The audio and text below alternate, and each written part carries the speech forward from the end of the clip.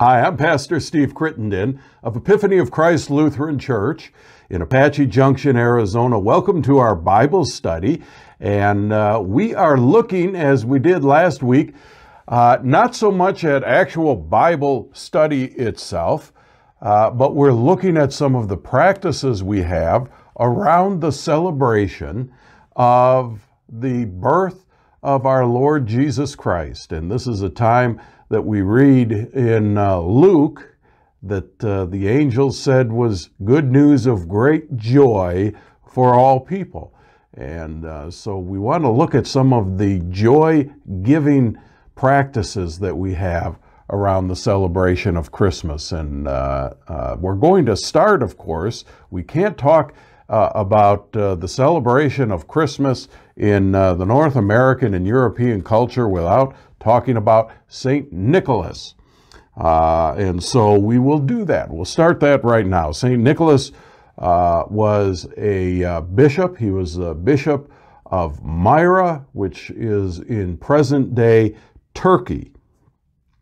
And there became a celebration, a feast of St. Nicholas within about 200 years of his death. And so this was an important man in Asia Minor in the Christian church. And so beginning a couple of hundred years after his death, the church instituted a feast day to him on the anniversary of his death, which was December 6th. And so December 6th is celebrated and commemorated in the church as the feast day of St. Nicholas. And what you may not be aware of is that this St. Nicholas is the patron saint of burglars and prostitutes. So how is it that St. Nicholas becomes so associated with the celebration of Christmas? And you're probably familiar with the story. St. Nicholas was the son of a wealthy family. When his mother and father died, St. Nicholas inherited that wealth. And what he did is, because he had an austere life, he gave that money away. And the story is told of a man in Myra known to Nicholas, who was a businessman, and he had built wealth, and that wealth had been plundered from him through the deceit of a couple of business associates that he had connected himself to. And so this formerly wealthy man found himself poor. He had 3 daughters, and without money to provide a dowry for these 3 daughters, those daughters would remain unmarried. In fact, because if they would not get married, they were likely to then enter into a life of prostitution, because that was the only option to them. By the way, we can make a little bit of an aside here to be a reminder. When you hear people talk about the biblical image of marriage, it is absolutely nothing like the very best marriage that you may be part of or may be aware of. The biblical image of marriage was very, very different. What we saw biblically and in the early Christian church was, of course, that a young woman belonged to her father until she was married and belonged to her husband. And she played no role in any of that. The marriage was a business arrangement between the father and the soon-to-be son-in-law. And there was nothing of romance, and there was nothing of the woman having any agency in this. She didn't get to make any decisions. And as part of that business arrangement, essentially the father was paying somebody to take his daughter so that he no longer had to be financially responsible for her. And the payment was called the dowry. What we see then is in the story of St. Nicholas that this man had no money to give as a dowry for his 3 daughters. And St. Nicholas had learned about that. And so what he did is devised a plan to secretly get money to this man. And he wanted to do that in order to maintain this man's honor and to make sure that the man didn't have any sense of shame. And so Nicholas was going to anonymously get the money to this man. And the way that that happened was that he delivered 3 bags of gold, 1 for each of the daughters' dowries, but did that in the middle of the night.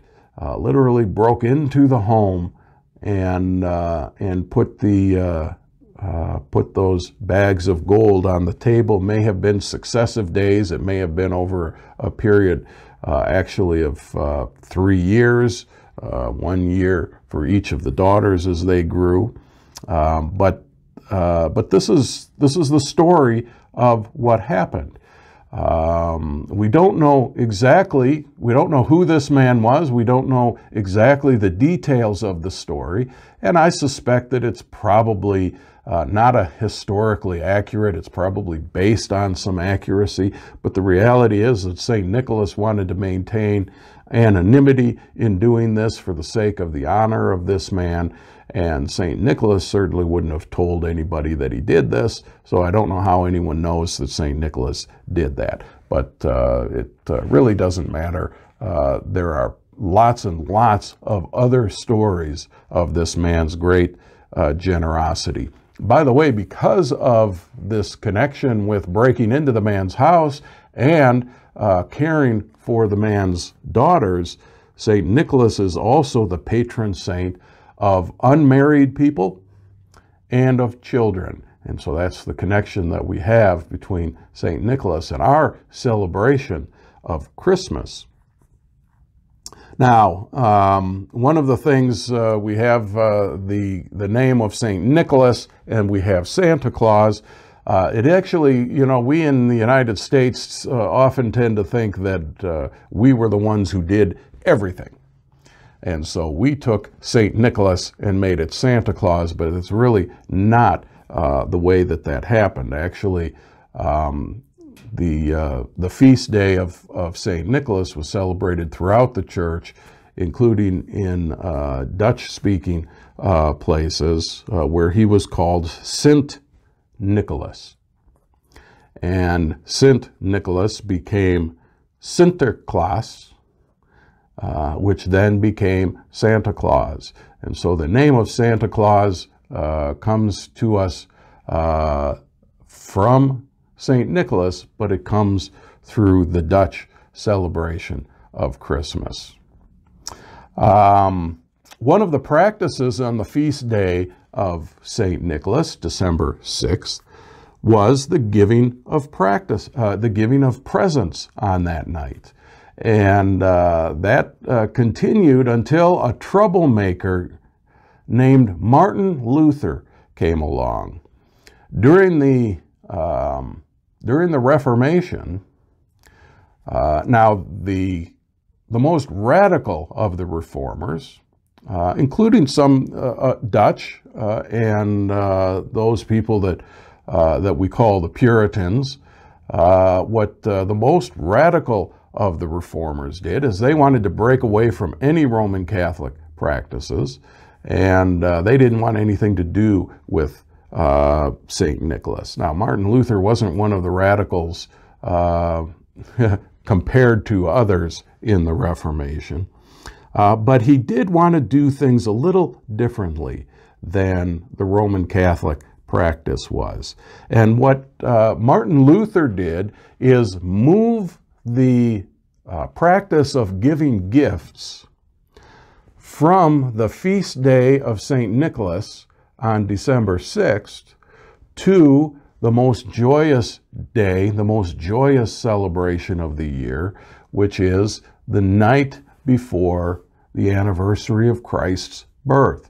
And so it was Martin Luther who moved this practice of giving presents from the feast of St. Nicholas on December 6th to Christmas Eve. Christmas, of course, was already being celebrated for 13 or 14 centuries by then, and this was one of the practices then that we have now that came to us through the work of Martin Luther. And he went one step further. On December 6th, it was always believed that it was St. Nicholas who brought the presents to the children of the household. Martin Luther, when he changed it to Christmas Eve and associated it with the birth of Christ, then made it the Christ child who was bringing the presents on Christmas Eve. And of course, in German, Christ child is Christkindl, and Christkindl then kind of morphs into Kris Kringle, which is sort of known as the given name of Santa Claus is Kris Kringle, and that name comes to us by way of the tradition that Martin Luther developed, that it was the Christ child who was giving the presents on Christmas Eve. So what you can see happening here in the United States, unlike nearly any place else, any country elsewhere, is this, melting pot of various cultural practices, because people came from so many different places to emigrate to the United States, and they brought with them these cultural practices, and among those were the celebrations around the time of Christmas. And one of the great things that we see here is that we've got so many in our celebration of Christmas and Christmas Eve. We bring parts from so many different cultures and bring them together. And it's a wonderful knitting of cultures. I suppose there are some among cultural studies that would call that cultural appropriation. And we certainly want to honor all of the various cultural traditions, but it is kind of neat the way that we bring things together. And so, of course, what we have and what developed was the celebration and the giving of gifts on Christmas Eve, as Martin Luther had wanted. But it isn't the Christ child, we say, bringing those gifts. It is St. Nicholas. It is Santa Claus that's doing that. And I think that's a very good thing. Now, as we're talking about Santa Claus, we really, no conversation about Santa Claus is complete without talking about Odin. Odin was a Germanic, from Germanic and Norse mythology. Odin was the god of wisdom and healing. And long before Christianity came to Northern Europe and Scandinavia, there was a celebration to Odin that began on the solstice, the shortest day of the year, and ran all the way through the month of January. And that festival was called Yule.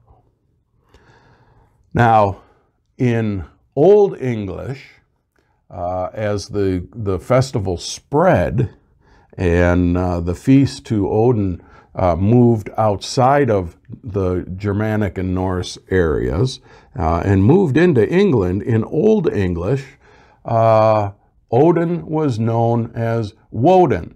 And we actually commemorate this Norse god every single week. And we do that because the day of Woden in Old English is Woden's Dag, which became Wednesday. And so our celebration, our name of the day that we find in the middle of every week is actually named for this Norse and Germanic god Odin. One of the practices, again, long before Christianity, one of the practices that developed in the celebration to Odin was that you would cut a tree down and have one large log that you would bring in to the house, and you would burn that log for the entire season of Yule. And of course, it was called a Yule log. And what would happen is that over time, as the log was burning, you would push it further in, but then you'd have this ugly-looking log sticking out in your home. And so what people would do is they would decorate that log. Primarily, they would decorate it with an evergreen called holly. And so now we have the introduction of holly into the celebration of Christmas, and they would sprinkle on that log spices and salt. And when the log would, the spices that were on the log would begin to burn, that would give off aromas, and it would smell very nice. And when the salt would burn, it would sparkle. And so what we would see develop from that would be the decoration of sparkling lights that started with candles and now has become LED lights and fiber optics and everything else like that. Now, eventually, over time, after the time of Christianization, as architectural choices changed and fireplaces became more formal, it wasn't really possible to have one log that would last, of course, that more than a month, let alone have room for it in the house.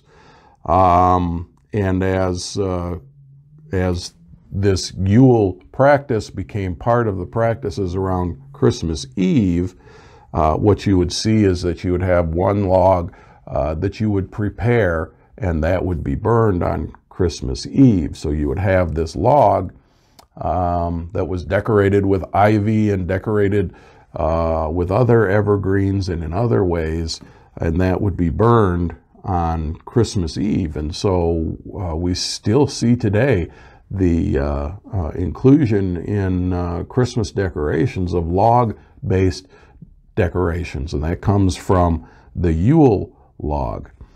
And what also developed was the Yule log as a pastry.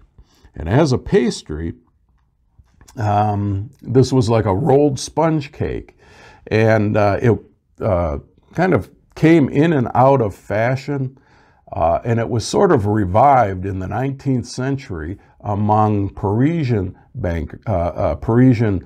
bakers. And so what they would do is they would take a rolled sponge cake, and originally it was a raspberry jam that was put on top of it, and then that was rolled up and then sliced, and it was a delicious Yule log treat that we got to do. And eventually it became more of a raspberry flavored cream and other variations of it. And of course, in French, it was called the bûche de Noël. What a wonderful treat. And out of that practice of the bûche de Noël, then of course, lots of other baked goods become part of the celebration of Christmas. We'll talk about that some more later on. One of the things also that we get from the celebration of Yule is that our likeness of Santa Claus is a little bit based on the likeness of this Norse god Odin.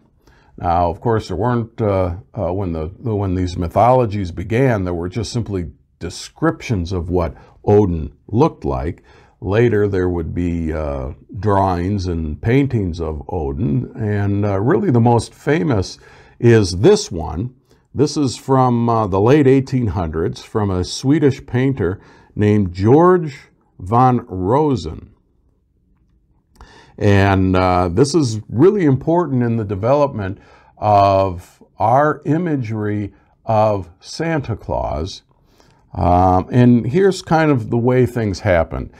In the United States, there was a cartoonist for a magazine called Harper's Weekly, and his name was Thomas Nast. Among the things that we have to thank Thomas Nast for is the imagery of our political parties as the donkey and the elephant. During the Civil War, we saw on the cover of Harper's Weekly, and I believe it was in 1863, Thomas Nast drew a picture of Santa Claus visiting soldiers, visiting Union soldiers during the Civil War. And what we see is that Thomas Nast had based his likeness of Santa Claus on the pictures, the drawings and the paintings of Odin, including the one by von Rosen. And so we can see in this that he has quite a bit of likeness to the drawings of Odin. Now, Thomas Nast would end up drawing Santa Claus 33 different times over the years that would show up in the pages of Harper's Weekly. And as that would happen, what we would see is that Thomas Nast's presentation of Santa Claus would become less austere, would get a little heavier and a little jollier based on a number of things, including a visit from Old St. Nick. "'Twas the night before Christmas." Now there is one thing that you see is that as the imagery that Thomas Nast does with Santa Claus, including this one in 1881, he's getting more familiar, more recognizable as Santa Claus. But you notice that his outfit is a different color. Now, there are a lot of people who believe that Santa Claus wearing red and white is the result of advertisements for Coca-Cola. What happened is in the 1930s, Coca-Cola had commissioned an artist named Hayden Sundblom to depict Santa for ads for Coca-Cola. And of course, these continue to today, and they're very famous depictions of Santa Claus, and of course, they are red and white. However, it's not true that that Santa Claus is red and white because Coca-Cola wanted their corporate colors to be used to depict Santa Claus. It was actually the other way around. We know that in 1885, Louis Prang, who was the inventor of the greeting card, had a Christmas greeting card that included Santa Claus wearing a red and white outfit, and that was decades before Coca-Cola in 1930s did. Also in 1890 was the first department store Santa. That was in Massachusetts, and that Santa was red and white, and lots of department stores in following years were doing that, and they were also dressing their Santa in red and white. So that was before Coca-Cola did. Nothing against Coca-Cola, it's just sort of a modern mythology that we have Coke to thank for the image that we have of Santa Claus. It isn't even the spread of it because of the advertising, because these certainly these Harper's Weekly was a very popular magazine, and in fact Thomas Nast had already been doing red and white for his depictions of Santa Claus, again before Coca-Cola had. It was just really a happy coincidence and a good marketing thing for Coke, who was already using red and white, to adopt Santa Claus as a spokesman during the holiday season. I want to shift gears a little bit now, away from Santa Claus, to a to a tradition that developed in England, not just in England, but particularly to the apple-growing regions of England. And this was a tradition that developed in days of old, which is a code for I don't really know when it started, yesteryear, to be more specific. And what would happen is that during the late part of the year, during the December time, that groups of people would go from house to house.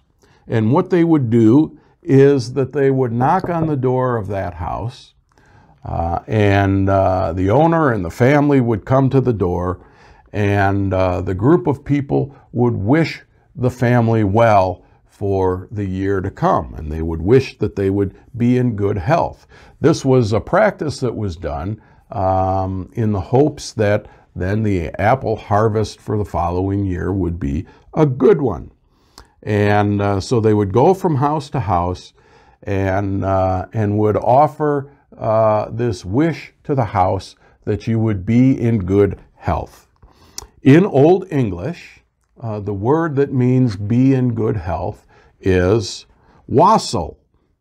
And this practice of going from house to house and wishing people good health became known as wassailing.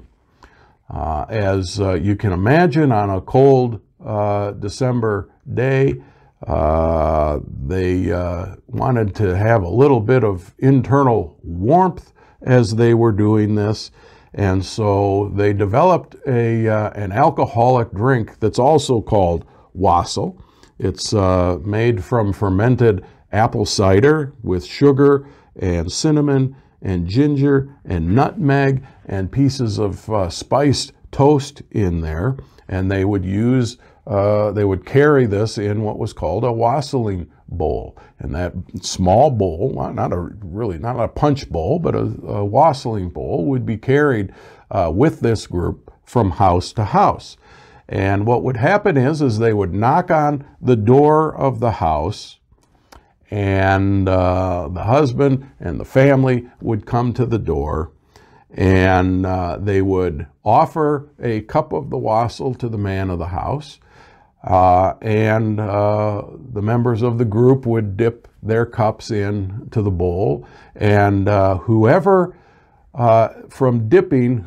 ended up with the piece of spiced toast in their cup was the one then who was to offer the good wish for them to be in good health, and that became known as giving the toast.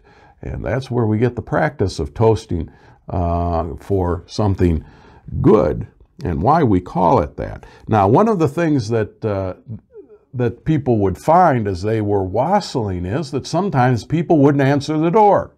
And one of the reasons they wouldn't answer the door is because it was a practice of beggars to go from house to house begging.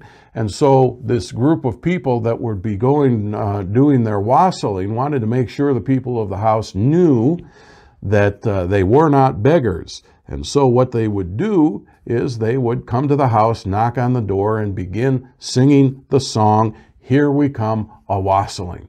And that would let the people of the house know that they're about to participate in this wonderful exchange. And I call it an exchange because what developed was the practice where the wassailers would refuse to leave the home until the household provided for the wassailers pieces of a spiced fruit cake that was known as figgy pudding. And so now we have the fruit cake being part of the celebration of Christmas.